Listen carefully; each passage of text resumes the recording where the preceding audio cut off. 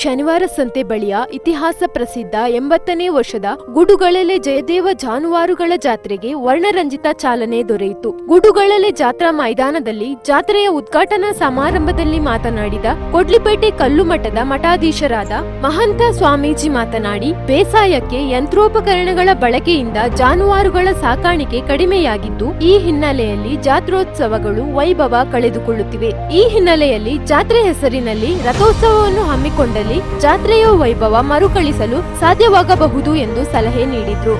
Engineer, doctor ಇತ್ಯಾದಿ ಎಲ್ಲ ಆಗಿ ಇವತ್ತು ಮನೆಗಳೆಲ್ಲ ವೃದ್ಧಾಶ್ರಮ ಆಗಿ ಈಗ ಬೇಸಾಯಕ್ಕೆ ಏನು ಟ್ರ್ಯಾಕ್ಟ್ರು, ಟಿಲ್ಲರು ಇವೆಲ್ಲ ಬಂದು ವೈಜ್ಞಾನಿಕವಾಗಿ ಮುಂದುವರಿದ್ದರಿಂದ ಜನ ಜಾನುವಾರುಗಳು ಇವತ್ತು ಕಡಿಮೆ ಆಗಿದೆ.